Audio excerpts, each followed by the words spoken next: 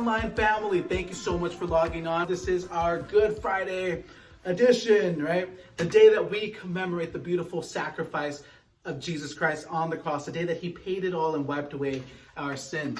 So we're going to be looking at the 7 statements of Jesus Christ on the cross.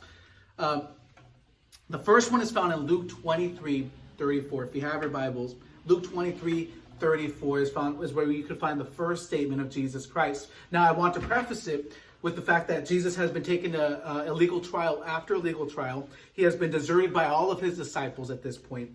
The one disciple that said, Jesus, I will, if I have to die, I will die, right? I will never leave your side. That disciple, Peter, has now denied him 3 times. Okay, he has been stripped of his clothes, and you could say even his dignity as he's before this multitude. He's being stripped. And lastly, he is being mocked by everyone there, and they're asking that he be crucified, right? So now, here's Jesus. He's hanging on the cross. With all that being said, Luke 23:34, he says, Father, forgive them, for they know not what they do. Now, if we can just step into his shoes for a little bit. As he looks out into the crowd and he sees everyone mocking him, you have the soldiers that have stripped him of his clothes, right?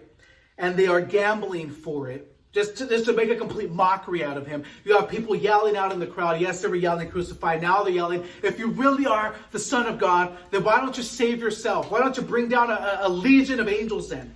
Right? If you are the Son of God, why don't you save yourself?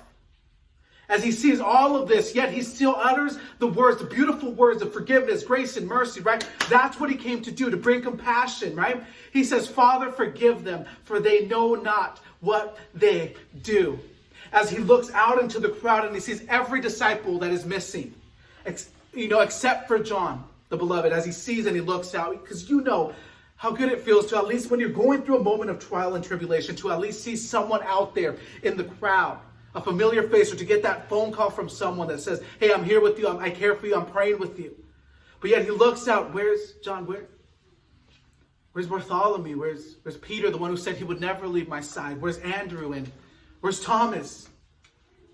Has anyone seen Nathaniel? And he looks out into the crowd and sees none of them, and yet he says, Father, forgive them, they know not what they do. And I think about us, I think about today, I feel like these words ring true. And when we deny Jesus, or when we sin against God, even fully knowing the fact and knowing what he's done and knowing the sacrifice of the cross and what it means, and yet we still sin. And I feel like those words still ring true today, where Jesus is saying, Father, forgive them, for they know not what they do. And so we move on to the second statement, which is found in Luke 23:43. You have one man on this side, he's a criminal, and another criminal on the other side. The criminal on this side begins to mock Jesus and say, hey, I heard you're the Son of God. That's kind of what they're all saying. If you are the Son of God, then why don't you save yourself, and in the process, save us? And then, we can go to Shakey's or something, right? This criminal, however, has respect, and he says, what's wrong with you? Don't you have any respect? You are speaking to the Son of God here. We, he says, deserve to be here. But what has this man done? Right? He does not deserve to die this way. He does not deserve to be amongst us, or to even be in the same space with us.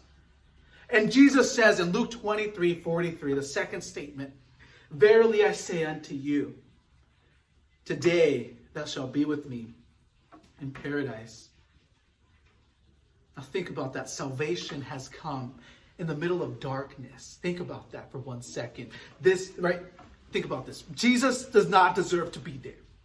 Jesus should not be there. This is no place for the Son of God to be amongst criminals, dying a criminal's death, right? A capital punishment. And you have this criminal on this side. You have a criminal on the other side. And there you see it, the Son of God in the midst of them, in the middle of them. Just in case you ever forget that he's not with you in your darkest time, look to this criminal on this side, and you can discover the fact that no matter what situation you might even get yourself in, there is Jesus Christ in the middle of it. I believe that it is not a coincidence that he was placed in the middle so that then everyone can know, realize, and understand that salvation is here. Salvation is in the midst of us.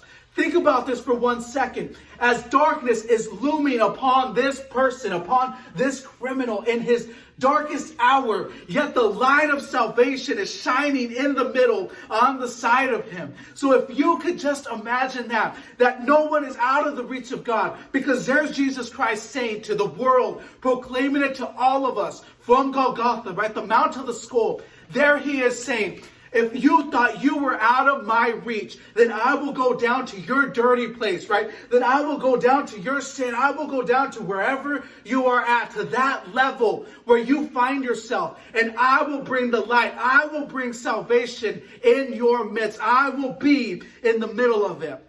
And so the second statement is so powerful because it speaks of salvation where people thought salvation was not possible, where this man, this criminal is dying to the side of Jesus, where hope has been snuffed out, and yet there it is, salvation on his side.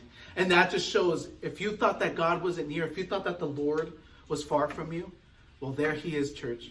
There he is. No matter how far, no matter where you put yourself into, no matter what situation. I love the way the psalmist puts it. He says it this way. He says, even if I were to make my bed in hell, you would be there. Some way, somehow, you would find a way.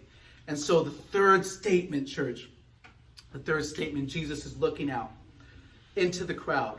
Mind you, the main reason why people die from crucifixion is not necessarily from the trauma and the pain or from bleeding out to death. The main reason why they die is just because it's simply hard to breathe. They die from suffocation. Because we all seen the image, right?